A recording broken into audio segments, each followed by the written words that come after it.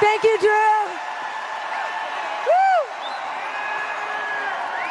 I'm Kathy Valentine, and I can speak for all the Go-Go's when I say we are so happy and excited and proud to be inducted into the Rock and Roll Hall of Fame.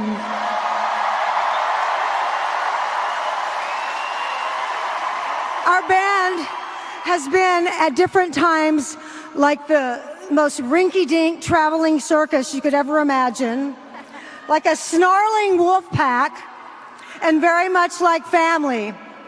That we are a sisterhood and women is significant. We became a commercially successful band, except we started at the bottom where all rock and roll bands start. And our music found its way into our fans' hearts and into their lives.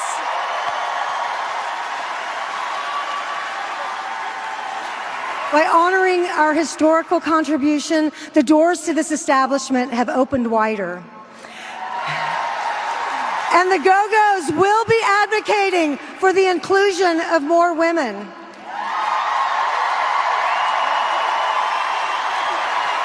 Because here is the thing, there would not be less of us if more of us were visible.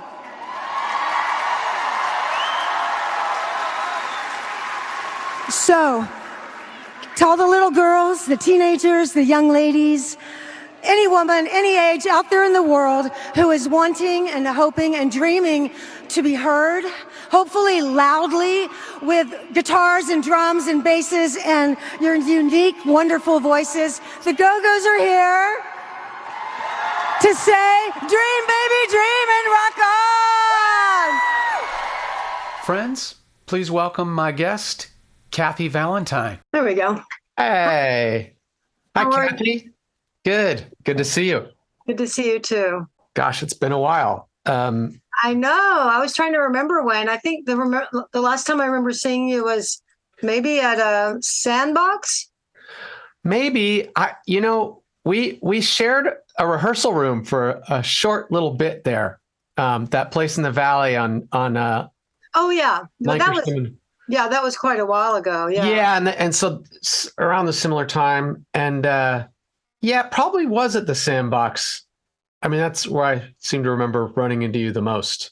Yeah. So what have you been up to for the last 20 years?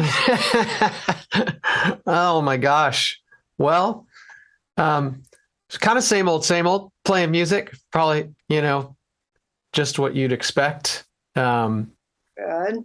I'm like you, I'm a lifer, and so, but I wanted to talk to you. I got your book, which I loved. Thank you. And it's such a trip. I wouldn't gloss myself some super great friend of yours, but I know you, and but you think you know someone, and then you read their book. The very first call I got from somebody in the band was from Gina, and she was like, how could I have been in a band with you all these years and not known any of this stuff?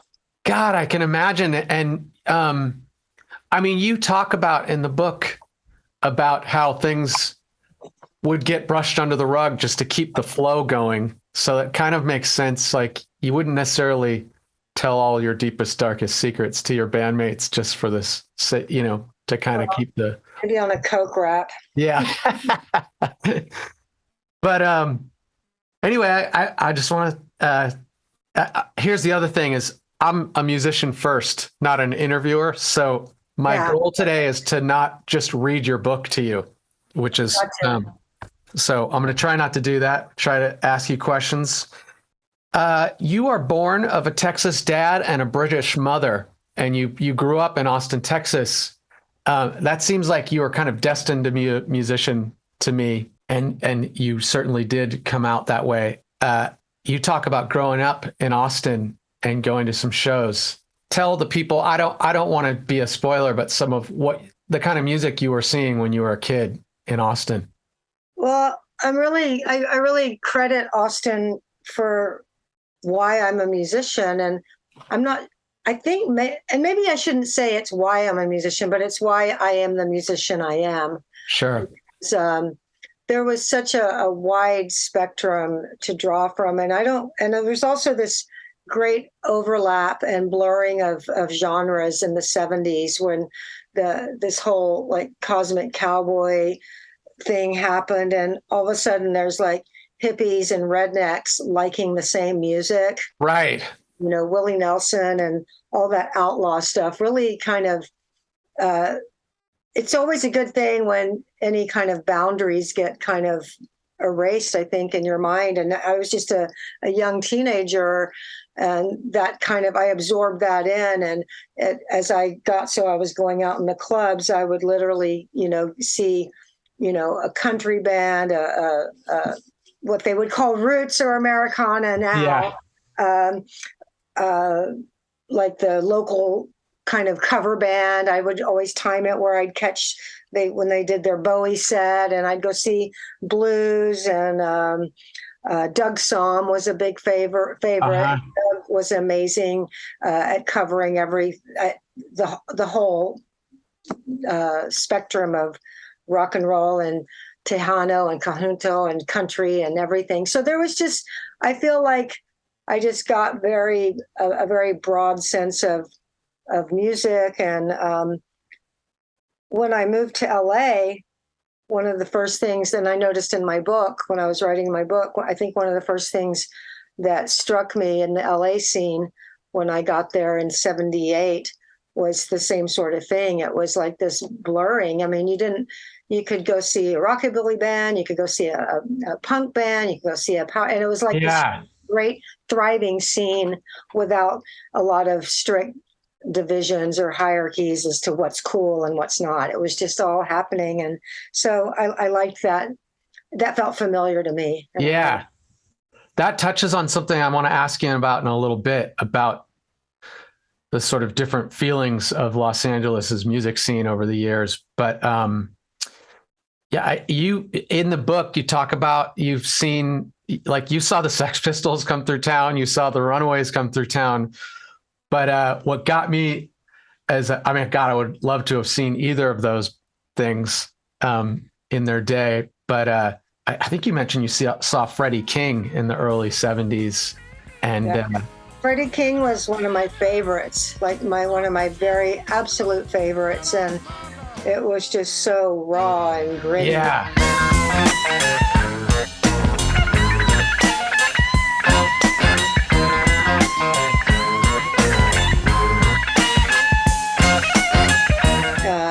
I think the way I wrote it in my book was like the education I was getting as a 16-year-old. And by then I wasn't in high school. I dropped out of school. Yeah. So I think what I wrote was something like, while other girls were going to prom, I was like staring up at Freddie King, watching sweat drip off his face, just like, yeah. I mean, just pure passion. I was lucky because the Armadillo World Headquarters was such a big part of Austin culture, and the booking policy was so, I mean, it would literally be like Commander Cody one night, Mahavishnu Orchestra, Ray Charles, Iggy Pop. I mean, every night was just this. Wow. And my mom's, she had a really good friend that worked there, so we kind of had carte blanche, and it could go anytime and just hang out. So a lot of the music I saw, I didn't even know what it was. I just went good, I could get in, I could hang out. Like, I didn't know who Bruce Springsteen was. Nobody did really, but I really didn't know. Yeah. And they're, whoa, what the hell? So I was really, really lucky to get that kind of access. Yeah. Not the kind of access you would have gotten had you grown up in Lubbock, which you talk about in the book or something. Yeah, Lubbock was where my dad was from, and I spent many summers there, which was really nice for me because I felt like I had family, and that was a nice feeling.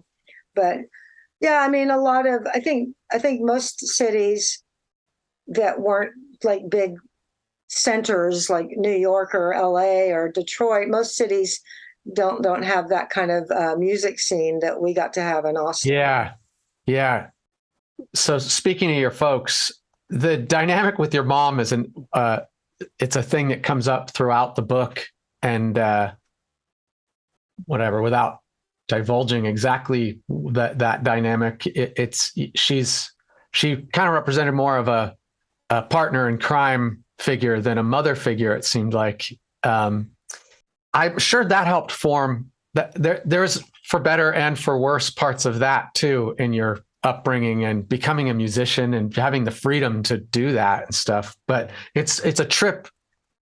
Like the first time you mentioned like doing drugs with your mom, it's sort of jarring, and I had hippie parents. So like it was pretty loosey goosey where I live, but that wouldn't have happened in my household. But it's weird that by the end of the book, you're like, oh yeah, Kathy's partying with her mom. It's sort of it became a normal thing. Well, it happened all through the 80s. And, my book stops at the age of 30, and there is an epilogue that refers to some of the events of the since then. But I fully intend to write a sequel because there's so many unfinished stories to tell. And, starting with after I got sober, which is when the book kind of ends a little bit, I had one of the biggest falling outs I've ever had with my mom because I was sober and she wasn't. Right. Took until the mid 90s for her to she was just like, she wasn't doing well and she had to go to rehab and stuff. And, I've had a lot of resentment and problems, and writing my book helped me process so much of that. And I'm really glad that I got to, it kind of made me see that where she dropped the ball a lot. But it also made me see how supportive she was, even in letting me write the things I wrote. Because I would always ask her, I'm going to talk about this time, Mom. I'm going to talk about when you did that. Yeah. Are you okay with it? I can leave it out. I don't have to do it. The book's a good book, whether I tell the story or not. And every time she would say, it's your story. You write what you want. And that just kind of shined, whatever the tense is, shined a very clear, bright light on. She might have messed up a lot, but man, did she support me with what I wanted to do. And I'm a parent, and that's a huge pillar of parenting, is to support and let your kid be who they are and support their dreams and not laugh at them and say, you better get a backup plan. Right. For real. Yeah. You're a musician. You think you're going to make it? You better get a backup. It's like most people I know didn't get support in everything. And a lot of parents would have said, I'm not comfortable with you writing that about me. And it's really meaningful that I did get to process that, because without going into it too much, because it's still very raw, but my mom passed away at the end of June. And so I'm really grateful that to some degree that I got to write the book and heal and see her in a better light, because I had it had quite a bit of resentment and issues with her. Yeah. And sobering up, like you said, I'm sure brushing things under the rug is harder to do when you're. Yeah. And then being a parent myself really made me have a different lens on my own childhood. I would look at my daughter being 13, and I would think about what I was doing when I was 13. And I would think like, why the fuck was nobody looking out for me? Right. Yeah. I would never let my daughter be so unguided. Right. Yeah. So you moved to LA, and you got to LA in the late 70s, right? Like in 78, August 78. Of 78. And a lot happened. It's funny when you write a memoir, because you look back on your life and you think that things happened over a span of 3 years. And then when you actually write and get your backup and your verification, you'll find that 3-year span that you thought was actually like 8 months or something. Right. Like I was amazed at what happened. I mean, from August of 78 until December of 80, I was in the Go-Go's, Yeah. Yeah. But when I've always my whole life thought, oh, that went on for years and years. Right. Because when you're younger too, time is slower and things just can't happen fast enough. Unfortunately, it's taken up a bigger part of your life, Yeah. Yeah. 20 or 18, 1 year is 1/18 of your life. Right. Yeah. a little freaking fraction. In Los Angeles, the air is stained with smog and hazy with the dreams of aspiring actors, writers, filmmakers, musicians, and dancers. Possibility and chance woke us up, pulled us out of bed every morning, and sent us to rehearsals, classes, day jobs, errands.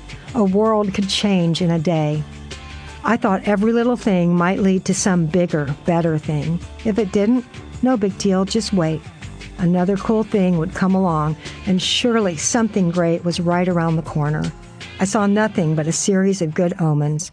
Saul booked a room for the Textones at LA's premier rehearsal space, Studio Instrument Rentals. As we ran through a version of Second That Emotion, in walked Smokey Robinson. Saul bounced up and down behind him, all hyper with the sheer good timing and coincidental blessing that Hollywood had bestowed upon us.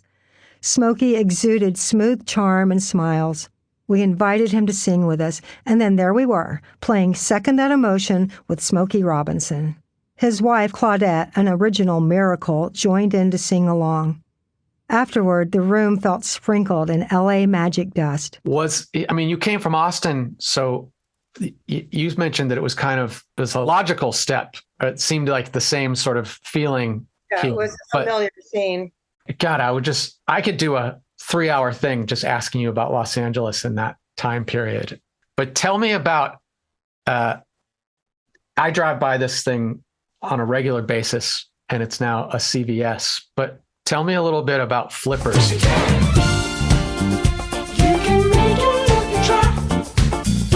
Oh, yeah. We were excited when Flippers opened because, you're hitting the same places and there was just nothing like it. And it felt kind of fancy, and yet it was really accessible and it had this Hollywood glamour, but there was, anyone from Cher to, just the craziest punks would be there. And, it was fun because, they would have bands and the band would set up in the middle. And it felt like, to me, when we got a gig at Flippers, it felt like some in-crowd thing.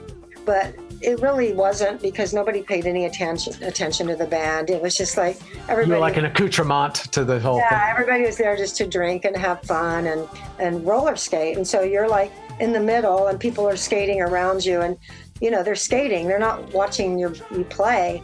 Yeah. And everybody else on the other side of the rink, they're just drinking and trying to, chat and hook up and all that. Yeah. So it wasn't quite the entrance into the in crowd that I thought it would be, but it was fun. And I remember after I joined the Go-Go's, finding out that, I didn't know those girls then, but apparently Belinda would hang out there a lot.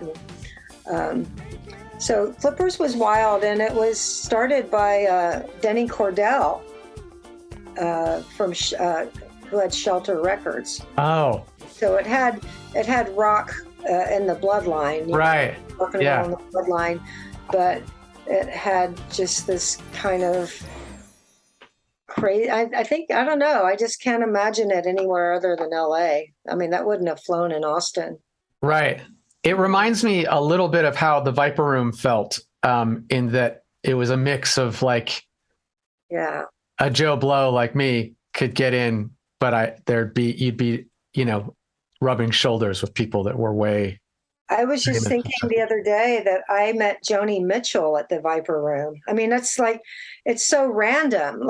My one time to get to meet Joni Mitchell was at the Viper Room of all. Yeah. One of the things that you talked about in the book that struck a chord with me, so many things did, but it's very much a music story, Yeah, very much. It was important to me because I feel like people don't often talk about the passion that women musicians have for music, and even the Go-Go's will talk a lot about it was the punk rock scene that allowed us, but people never really focus on the music that drives us. And I wanted my book to, it's like everybody knows that the Beatles and the Stones loved Muddy Waters and Buddy Holly and all that. But, there's not a lot of discussion or recognition of women being just as passionate and driven by music that they love too. So I really wanted to have that come across in my book that I was obsessed with music, and not in the way that a fan is. Right. I'm not the person that stands in line all night to get concert tickets, and I'm not the person that's like watching the band going and freaking out. And I'm not even the person that like knows every producer of every record but as like, I don't know, music was like so important to me. It just saved my life. Jimmy became the object of my every desire, a bit easy to assess because I had only one desire, to play in a band. While beautiful hippie girls and sexy women in vintage dresses danced seductively in front of this beta version of the fabulous Thunderbirds, I stood to the side of the stage. I didn't want to fuck Jimmy Vaughn. I wanted to be him.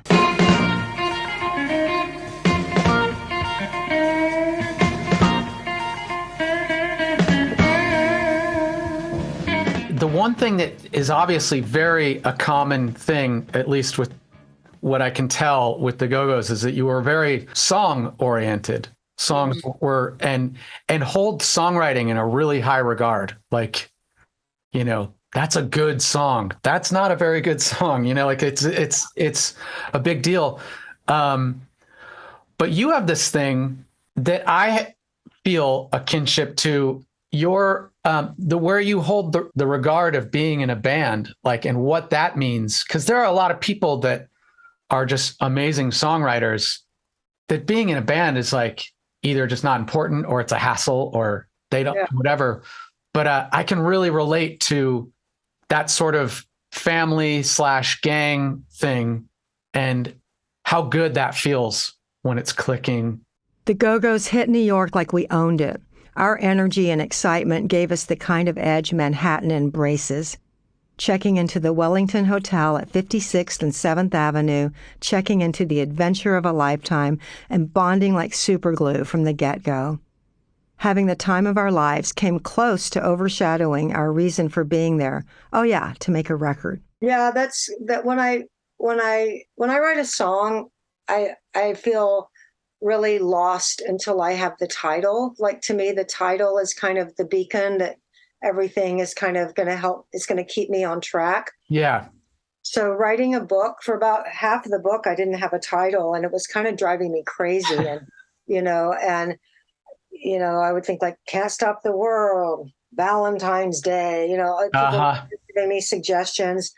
And I think I had written down at some point all I ever wanted, but it was just kind of sitting there with the other titles that I wasn't sure about. And then one day, in the midst of writing the book, it just hit me that it was perfect because it was so much what I wanted. And not in this, there was a point where all I ever wanted was to be in a band and make it in the music business, and by that, I just mean not have a day job. Right. Seriously, my goals were not real high. It was like, I want to do this instead of having a job.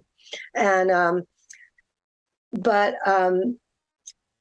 I also, then it was like, I also was always, before that, was searching to belong, to feel like I fit in with a group. When I finally found the people that were like the bad kids that smoked and drank when I was 11, here's where I'm accepted. Right. So it was like all I wanted, and was family. I wanted family. So when I finally found music and started putting bands together, it ticked a lot of boxes of my basic needs that I was having. So once I landed on that as the title, I thought, this just covers everything that this book is about.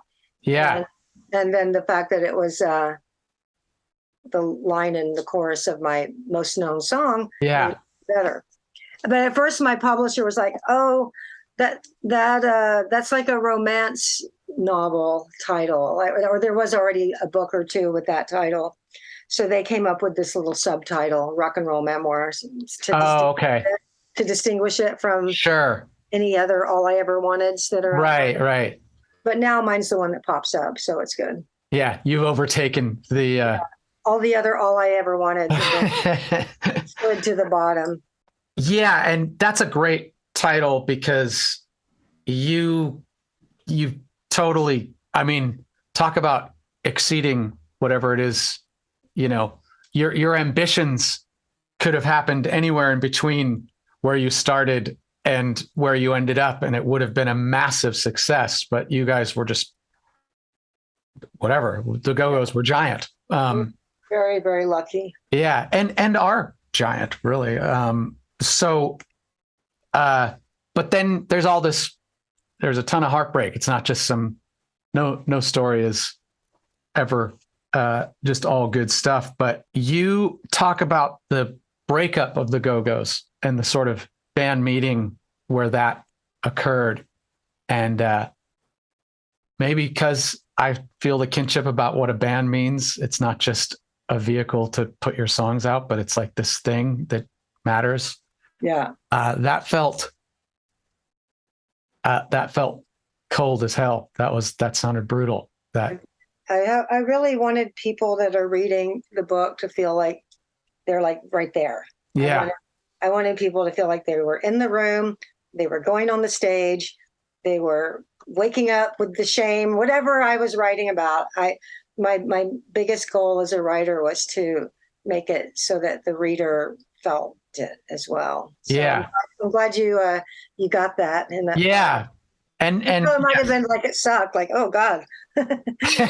No, that mission accomplished there. And I'm sure different people are going to have different moments are going to get them, people that have had to get sober are going to have their own little ride reading your book, and people with turbulent family life or whatever it is. Yeah. Thank you. That's what I wanted. I wanted it to resonate. I wanted people that, even if they weren't a fan of the Go-Go's, that they would like it too. So yeah. I feel like you do a good job too of like some pretty sensational stuff happened, but it's not just sensational for sensational sake. And you're like willing to, go, but it's just like kind of. Yeah, I had doubts about stuff. Like I had doubts about writing about like abortions and stuff like that, because it's such with the way things are now. But now that they've, now that they've gutted Roe v. Wade, I'm really glad that I wrote about it, because I think it's important that these stories get told and that people see like that, women aren't using abortion for birth control. They're trying. Right. Right. Yeah. And we get to enjoy sex too. Sorry. Right. Sorry, yeah. Global population, but yeah. Hate to break it to you. Yeah. So mistakes, are made, and but I was worried that I'd get like a lot of like zealots kind of harassing me, because I'm pretty active on social media. And I do it myself. I don't have a friend or a person that I pay, and I don't like elitism. So as bad as social media is, one of the things that I do like about it is that it kind of takes that pedestal thing away, and I'm accessible. And so I could have been harassed a lot, and I wasn't. The production moved to a couple of other studios for overdubs. At Sunset Sound, we spied on Prince shooting hoops in high heels in the courtyard. At A&M, I befriended a good-looking young guy whom I would sit outside and smoke cigarettes and talk with. He struggled because record companies resisted signing a black guy doing rock and roll. He didn't like how they were trying to pigeonhole him into being an R&B or soul artist. I told him how no one wanted to sign us either. 7 years later, a fantastic record came out, launching the career of Lenny Kravitz, making me happy he had stuck with it. I had forgot. You talked about it a little bit in the book about your relationship or your friendship with Craig Ross. Mm. Ladies and gentlemen, whatever, this isn't really a spoiler alert, but Kathy is the person that inadvertently kind of facilitated Craig Ross getting into Lenny Kravitz's band. And there's a neat story about how that happens. Yeah, apparently there's a documentary or something about Lenny and Craig talk about it too. I have the best story though, because I remember it like I have an amazing memory. A lot of people are like, "How could you remember all that?" And so far, I'm blessed. I have a Yeah. great memory. I just wanted to tell you, I was at Club with No Name one night, Dale's club after Scream. You might have been there too, considering the thing at hand. But Broken Homes was playing, who I was a fan of as well. And there wasn't a lot of people there. It was like not one of their better attended shows. But one of the people there was Lenny Kravitz, and he was sitting front row. And I thought to myself, I think Broken Homes is going to need a new guitar player soon. I thought that thought in my head, and sure enough. Craig was already in by that Okay, time. okay. Yeah, he was already in, and I think Lenny went to probably see him do what he does, Yeah. Very memorable, like little episode. And I was just so proud because, I mean, I don't know if I put this in the book, but when I found out Lenny was looking for a guitar player and Craig was my roommate, and I would come home and I would kept saying, "That's your gig. That is your gig." And he'd go, "I know." And I go, "We got to get you that gig." Yeah. And, so I even got him to make a cassette, and I gave it to like the Go-Go's manager and said, "Can you give this to Lenny's people?" Who I didn't know how to do that. So this was not like a real chance thing. This was like, I almost felt like I was like actively trying to manifest this. You were puppeteering a little bit. Yeah, that was like months and months and months before we actually had the run in. Wow. Fluke, because Craig and I would go shoot pool in the afternoons at Hollywood Athletic Club. Like probably 3 or 4 times a week. Just, hey, you want to go shoot some pool? So it was just like a fluke that we were there right when Lenny was there, Wow. It was a really, I love the lead up to the actual thing too. Yeah. I had been actively saying, "That's your gig. We got to get you that gig. That's your gig." It's amazing. That's amazing. And a classic in my eyes. What's cool about Hollywood is things like that can happen. Yeah. I think I'm a good like band matchmaker. There's some guy for a while in the 90s, I think, that actually did that. He would like match band like. Oh yeah. I know exactly who you're talking about. Squire? Gary Squire. I was going to say Gary. Yeah. When I found out that was actually a thing, I was kind of jealous. I was like, that should be my fucking job. Yeah. I could do that. Yeah. He figured out how to monetize that. I wanted to put Steve Jones in AC/DC for a while. No, not in AC/DC, in Def Leppard. I wanted Def Leppard to have Steve Jones. I thought that would be like a cool, like. He could have filled in for the other Steve that died in the band. Yeah, exactly. Yeah. And I just thought that would bring an element that they could use. Yeah, totally. That would have definitely benefited Def Leppard. When you moved back to Austin, it's weird because, this is another interesting thing. I would see you around all the time. I'd see you at the Coconut Teaser, and it was, it certainly wasn't lost on me that you were in the Go-Go's because I was a Go-Go's fan as a kid, but you were a person. You were at I lived where the Sandbox was. So you were at my house on a fairly regular basis, the rehearsal studio, and just around the rock scene and stuff. But then I remember you talk about a Go-Go's reunion that happened where you guys played the Whiskey and then you did this one-off show at the Universal Amphitheater. Yeah, that's right. End of the book. Yeah. Right. And so that was in like the early 90s, if I'm not mistaken. That was March of 1990. Okay. So I got to know you more around 93, 94, maybe. And you guys did it was like it had been a while, and you did another reunion, and I don't know why you would recall this, but I think you guys played the Troubadour. Oh yeah. And you put Rick Parker and I on the list. Okay.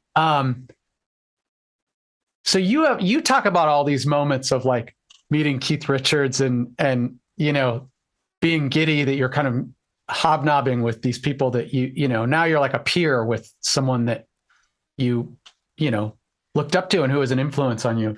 I had a little bit of that sitting there backstage at the Go-Go's at the Troubadour. I couldn't believe that. But then you guys did kind of do like a full blown, it wasn't just a one-off. You went and you made, I don't know if you made a record, but you toured and stuff. And I lost touch with you in probably twofold. One, that you got a different level of busy. And also then you moved back to Austin.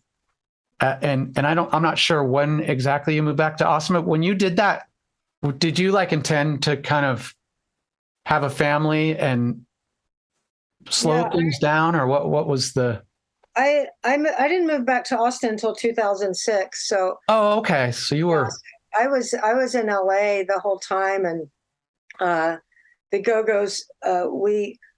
We did that thing in '90, and then there was another kind of big long gap.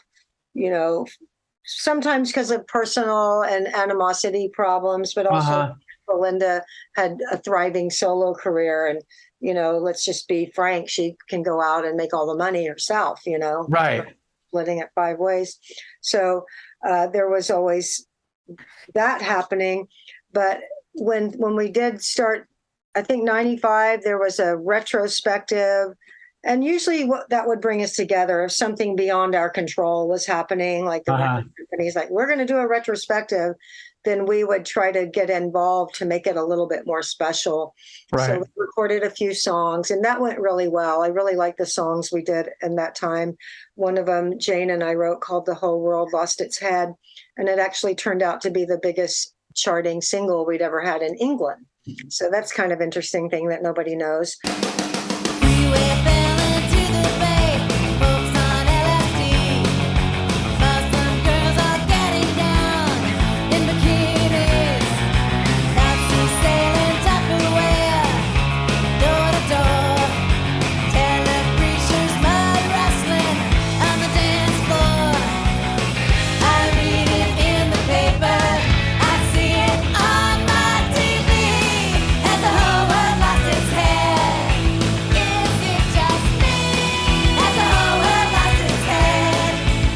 But it was really sporadic. And then from like 95. So, and that time I started the first edition of the Blue Bonnets, because around 92, you mentioned earlier, like scenes in LA, there was this little pop-up scene that was so cool with like the Red Devils and King and Sunset Social Club, and me being from Texas and having not been able to figure out what exactly my post Go-Go's identity was, I started a blues band, all female. And because I just thought, you're lost, just go back to the roots and let it do that. And then you'll end up like the yard. Find yourself. Yeah. Yeah. You'll just turn into something cool. Yeah. If you start with the basic stuff. So I did that, and I got Pinky and Dominique and Sherry, and we became part of that scene, playing at the King and all that. So by the time the Go-Go's came back around in 95, I was really into my other band. Yeah. Really into it, but I wasn't making any money at it. So I always welcomed any work that the Go-Go's would bring into my life. And as a musician, ever since that time, I mean, I've never stopped having my own bands since then. And I've always felt really lucky because I like it all. I like playing the Teaser. I liked playing the Sunset Social Club. Yeah. Being with the Go-Go's and playing the Greek, Yeah. Me, I just like it all. And so, but it was a little weird because I was playing guitar in my bands when I wasn't in the Go-Go's, which was my main instrument. And I got pretty damn good on guitar, which had kind of been my first goal when I started playing. It was like, I'm going to be the best female guitar player ever. Yeah. Which of course I didn't become, but there's loads of them out there now. So that's cool enough that there's just, I don't need to be the best. There's like, right. But I did want to like kind of honor that first impulse. And I got I got good. I got really happy with how I could play. So at first, going back to the Go-Go's and playing bass, and I was like, I had a little bit of an attitude. I probably wasn't the best bandmate in '95. And then I had a really cool thing happen that set my head straight. And I hope it's okay. I'm just going off like this. I love that. That's what I hope for. We just like talk, but because I remember I had a little bit of an attitude. I'm like, I fucking shred on guitar, man, and I'm stuck on the bass. And then I was at the Viper Room one night, and I think who was playing? Whoever was playing, Wendy and Lisa were in the band. So, and I started watching Wendy, and she would go from drums to bass to guitar. And it was like this light bulb went off, and I thought, it doesn't matter what I'm playing. I'm a musician. And my job is to be the best musician I can be. And it was like a really great light bulb moment. And I was able to go back to my role in the Go-Go's and then go, what can I do as the bass player? Because I never really, I don't know. I mean, I knew I was brought a lot as the bass player, but the bass players get like overlooked a lot, Definitely. So I always felt like, and Jane and Charlotte were always credited with being the songwriters. So I always felt overlooked in the band a lot. So I knew that I had I knew I was a really good bass player for the Go-Go's. I knew that, but I never felt like I was a good bass player. I just knew I was good for the Go-Go's. Right. All of a sudden, everything changed, and I started thinking about being a great bass player in the Go-Go's isn't just about the parts. It's about listening to everybody. It's about being in tune with what the song needs, or where there's a gap. There's nothing happening here. There's a good spot for it. So just being really present. And as a musician, I just think that's one of the best lessons and best ways you can grow as a musician, is to have that awareness about how important it is to be present and listening and finding not only what you bring to the whole thing all the time, but what you bring in that moment. Yeah, totally. Even like hearing that someone's made a mistake and making sure that you fucking cover for it. You don't look at them. You don't look like, oh, what happened? It's just like so in the moment. And that's what I love about playing music. It's like, I'm not thinking, it's the only thing I've ever done where I forget I'm a mom. About my pets.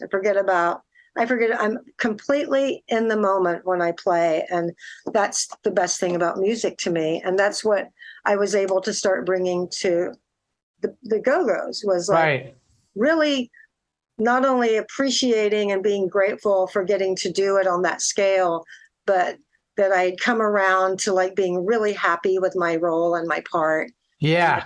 Opportunities that I got to do and how I got to learn, even though we didn't progress a lot in terms of it wasn't like I was going to be able to bring a lot more, up and down the neck or anything like that, or like, oh, look at this cool groove I can do here. That just it's not the sort of band where there's room for a lot of that. But even without that, I was still able to grow as a player.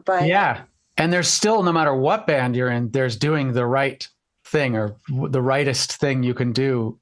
To serve the song. And sometimes I would just be like, okay, I'm going to do the exact same thing that Jane's doing here, because it's going to give it some meat. And here I'm going to do a little counter thing to what Charlotte. So I just and you start really trusting your judge, which is another great milestone as a musician, is when you really learn to trust your judgment style, but also being really open to, what's if I coming. judge that something's good and somebody says, I don't like it, I can't just go, well, you're wrong. Sorry. Yeah. It means that maybe there's something better. Yeah. Not getting your feathers ruffled and just kind of going, okay. This is going to sound a little like I'm blowing smoke, but I have to say this, because often when I play the Go-Go's, one of the things that gets talked about is the bass tone. And I would say, I feel like the Go-Go's are most known for songs like that, these really well crafted songs, or at least in my head, that's what it seems like. Yeah. And proof's kind of in the pudding. As it should be. Yeah. Never known as a guitar band, except for that, not known as a synth pop band either. It's people playing guitars. That's what you think of that. But the bass is actually pretty pronounced in the Go-Go's. It's not some hidden, tucked in subsonic tone thing.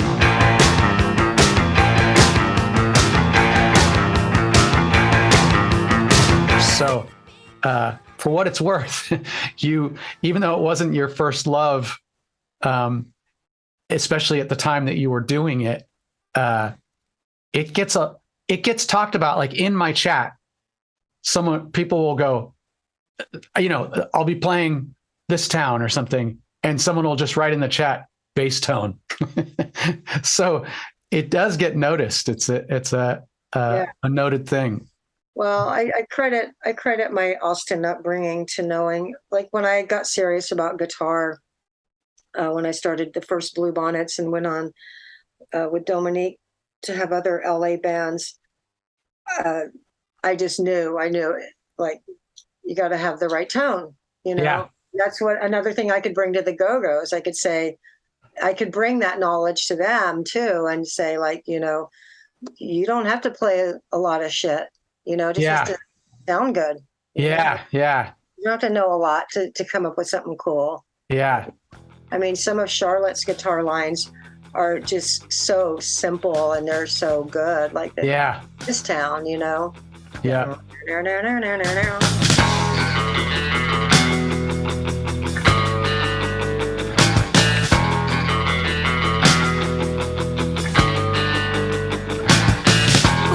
Yeah, catchy. It's a hook. So the Blue Bonnets kind of morphed and you were the Delphines, right? For a while. And you're currently, you and Dominique, Dominique is the bass player and also the main singer in that? Yeah. We all do a couple songs, but she's pretty much the main one. Is she out in Austin? Yeah, now? She moved out here in around 2007. No, I'm sorry, around 2010 or 11. And she would come out and just visit, and we would do a version of the Blue Bonnets here. We found a great guitar player here, and then just kind of casually. And then she started realizing that, she would never be able to afford a house in LA, and she wanted to start thinking about her future. So she bought a house here, and good for her. Kept doing it, and we've been doing it now since basically 2010.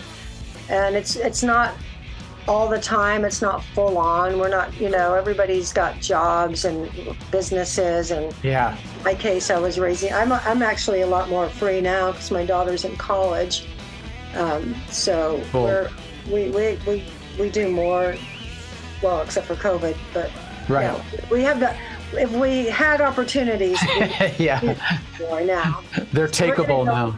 Yeah, we're going East Coast next week and doing some shows with Gary Clark Jr. So. Oh, cool. That's.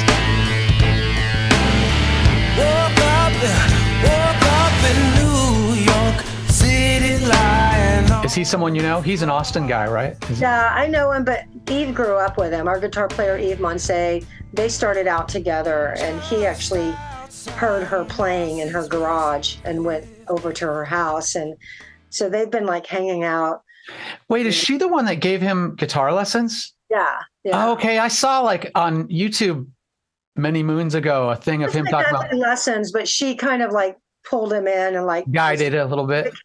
They became cohorts together, and he's always been real vocal about paying that debt back. He always invites her up, when he's playing a concert here, and she has another band, and he always has them open. But this is the first time that the Blue Bonnets have gotten to do it, so I'm excited. How cool! I play Gary Clark Jr. a lot on the show too. Yeah. It's cool to have that guy that's a guitar hero, and they're just few and far between. you know. Yeah. There's not that many of them. It's a hard road, you know, that like, you know, it's when you try to think of it. I mean, there's Prince, but he was like such a you never just thought of him as a guy with a guitar. No. You know. Yeah, it's just one of many things. Yeah. And so there's like, you know, what John Mayer for a while, and there's just, it just seems like there hasn't, you know, Stevie Ray Vaughan, but it's like you just don't think there hasn't been enough of that one guy with a guitar. Yeah. Kind of really nailing it. And I think Gary's on track for being that guy. I talk about this thing that I coined on my show, which is effort to bitchin' ratio. Mm-hmm. And where the idea is you want to come off with the least amount of effort and the most amount of bitching. Yeah. And Gary Clark Jr. personifies that. Like he as did and as does like Billy Gibbons, like a guy who, and Keith Richards, who would appear to almost not even be playing, but there's like this sound and this command that's coming from it. When I first saw Jimmy Vaughn, that's what I would have said he had a high level of that. Yeah. Yeah. I like that you said something about that Stevie Ray said about his brother. Yeah. I forget exactly what it was. Something about. He said, when you see me play, I'm playing everything I know. And when you see Jimmy play, he's playing about a tenth of what he knows. Yeah. That says a lot coming from that dude. He was very gracious in that way. Stevie was. Yeah. Very humble and gracious. Yeah. What's your feeling about women in the music business? Do you feel like we're getting somewhere? Or, and by the way, congrats on being a Rock and Roll Hall of Famer. Thank you. In general, what's your take on that? I'm in a weird class because I've always, and you actually talk about this in your book about how the male musicians are rarely ever the problem in terms of roadblocks or just ignorance. Not my experience. I've had other women, especially some of the women in the Riot Girl said that you would think, but that they said the guys were very kind of not supportive in that era. Oh, okay. Weird, because it's the post-punk era, and in the punk scene, the guys were super. But I feel like number one is for how long it took. I think it was good that it took that long because the Go-Go's have a pretty notorious history of acrimony and animosity, and you know they tossed me out for a few years, and it seems like somebody's always on the shit list or on the hot seat. And when it finally happened, we were in such a great place. Oh. And so I, even though it took a while, any other time would have not have been good because something bad would have happened after. Right. Or it would have been right in the middle of something bad happening. So it took time in terms of us having kind of healed and forgiven and moved on and all that good stuff. But I also think it's hard I think it's like people think it's all about the sales and the amount of hits. And that's what the criteria should be, like who is the biggest and had the most hits. And I never looked at it like that because like you take someone like Suzi Quatro, who didn't have, you know, a lot of hits until Stumbling In and in the US and wasn't even known until she was on a TV show. Right. And you even look at her hits in Europe and England and Australia, where she was having hits in the 70s. And it's not like they were the most, you know, groundbreaking songs. But Suzi Quatro, I know for a fact there wouldn't be a me, there wouldn't be a Joan Jett, there wouldn't be countless female musicians if they hadn't seen Suzi Quatro. So let me tell you what I am. I'm a red hot fox, I can take the knocks. I'm a hammer from hell, honey, can't you tell? I'm the wild one. Yes, I'm the wild one. I'm a touch So, right. I think the criteria for when it comes to women needs to be a lot different than sales and hits. I think it has to be who was fucking brave, you know, right. who was doing it when there was nobody else doing it? Who was giving other women the idea to go like, wow, I could have in a band? Wow. Right. That's what I thought. Like, it never occurred to me that I could be in a rock and roll band like the Stones. Right. Saw her. Right. It's like almost like, even though all this time has passed, like a woman's place in the Rock and Roll Hall of Fame still has to include like the pioneer factor. It's like, it shouldn't be that way, but it's still, that's still like a major part of that, which is. Well, there's just like, and I think it's a travesty that Carol Kay isn't in when everybody she worked with is, Right. She, without a doubt, was like, one of the only women session players playing on those songs. I'm picking up good vibrations. She's giving me the excitations. And her parts were so. She's incredible. But major parts of those songs too. In a lot of cases. Travesty. I mean, everyone else that she worked with is in the. I forget what the category is. I forget what they call that category, but I wrote a letter for her last year. I'll do it again this year, and for Susie Quattro. I imagine, like, I can say things because I don't plan on getting in the Rock and Roll Hall of Fame, but you have to, or not, you don't have to, but it looks weird when people aren't gracious about being honored for things too. Like when you're just like, you can do a bold move and go, suck it, Rock and Roll Hall of Fame. Like, not until you put Carol Kay in there or whatever, you could do that. But I don't know. It's a tightrope to walk, I guess, for someone in your position. Yeah, and I generally, I don't like, I mean, I don't want to name names, but there's an organization in town here that gives money to up and coming bands that they think are deserving. And it just kind of annoys me. Like, why, who's deciding who gets a chance and who gets like 50 grand to go make a record and who doesn't? Right. Yeah. Just this whole, like, you're in and you're out. Yeah. Club. Like, yeah. And Project Runway. It's like, totally. I don't know. It's a very, very different business now, isn't it, than when we were just playing in a band, playing in clubs. Yeah. It's hard for bands now. I'm real happy when I see people, doing that, like Starcrawler and different bands that are just out there playing. Another band I play on the show all the time, Starcrawler. They have I was just listening on Instagram. They have a new one coming out that sounds amazing. Yeah, I see that too. And you asked about women in the business. Just sort of in general. I think it's the only disconnect I see is there's not a lot of women starting all female bands, and maybe that's a good thing. Maybe they feel like, I don't need to make that statement. Right. But I have always wanted to see a female band that was as big as, that was just long haul Foo Fighters, Green Day, U2. Right. That level of we're here to stay. We're going to make a crappy record here and there, but it doesn't matter because we're going to bounce back with another one. I just always wanted to see that female band that is just, and the Go-Go's didn't do it. I'm sorry. We did a lot and we did a great thing, but we haven't had a new record. Well, we haven't, like, it's just been real like hit and miss. It's not what my dream was. My dream was to be in the Stones and be the female. That's what I wanted.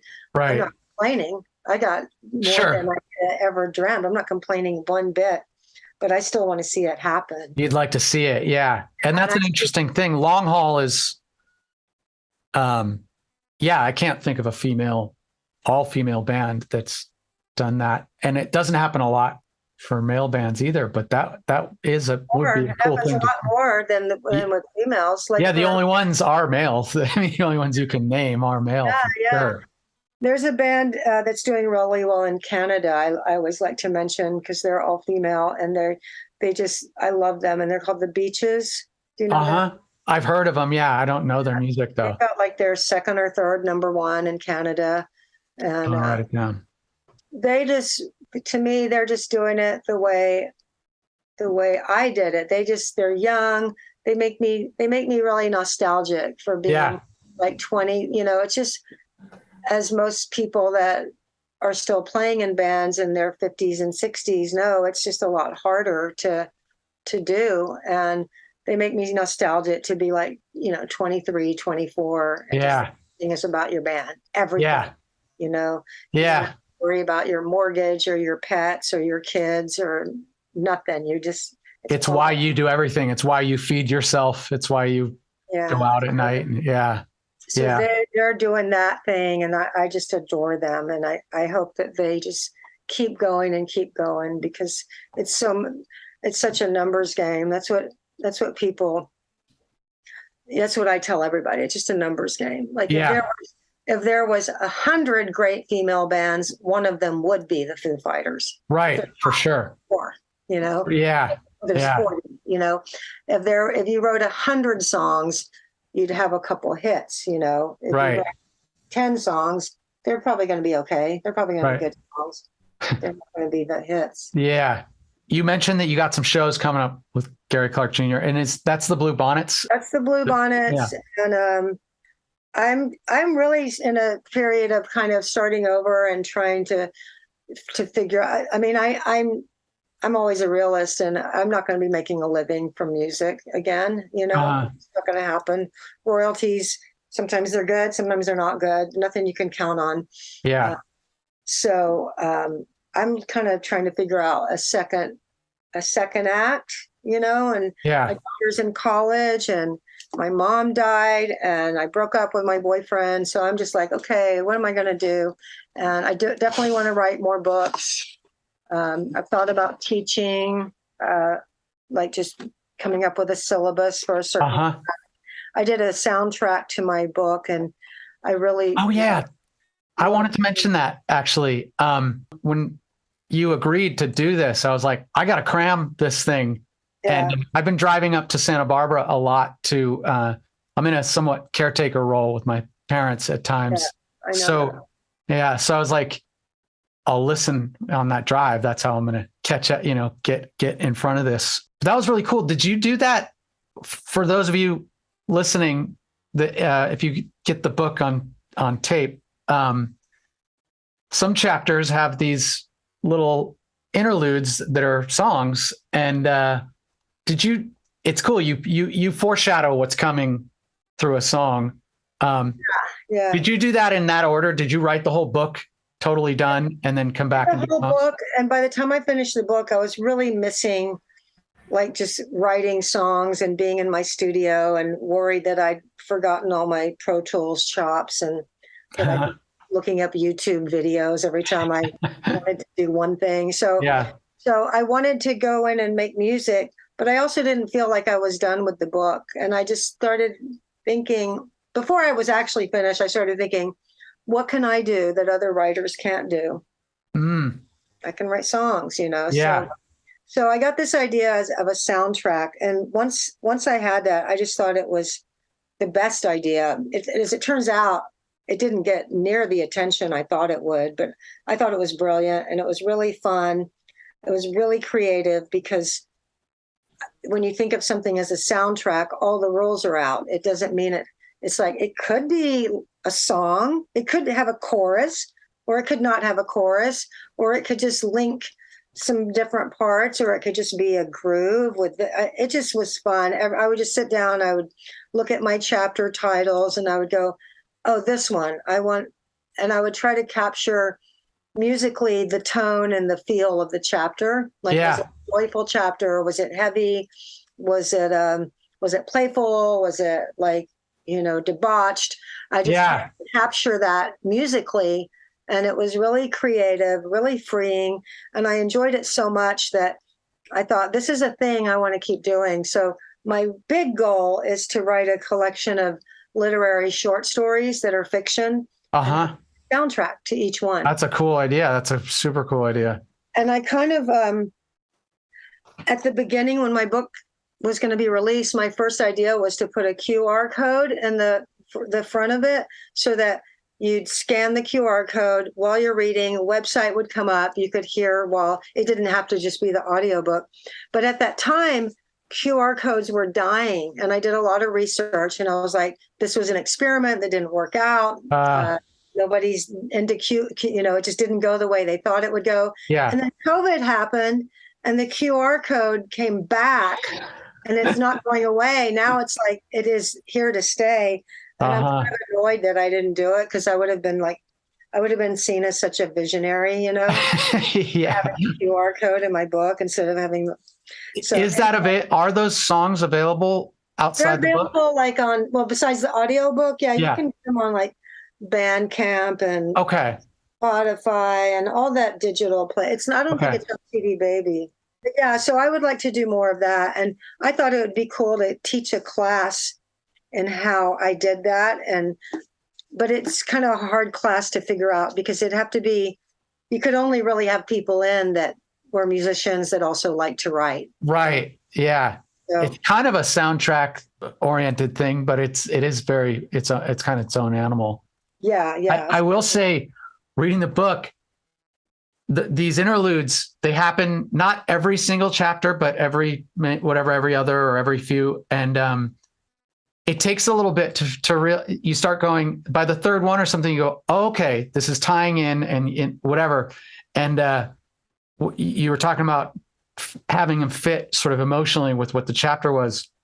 When you did the one about, I think the chapter was called Camouflage, about a break-in. Yeah. But at that point I knew what these things were doing, these interludes. And I was like, oh gosh, I was like, this doesn't sound good. There's a third wheel, but at least it's spinning, going somewhere, right? Hollywood Hills, August 1985. All-nighter, high heat. He's behind her, and there's something bad about to happen. There's something bad about to happen. Which is a cool effect. I think that's a neat way to do it. I struggled with the audiobook publisher, like whether to put the song after the chapter or before. Yeah. Since they were the ones putting it out, I let them decide, and they wanted it to be before. Yeah. It would have been good after. Well, Kathy, thank you so much for doing this. Oh, I enjoyed it. It was an easy one. I was just like talking to a friend. So good. Well, this was a blast, Kathy. I'm so glad you were able to do this. Yeah, thanks for reaching out and be sure to go when I got it ready. Thank you, Kathy. Yeah, stay in touch. I will. Bye. See you soon. Bye.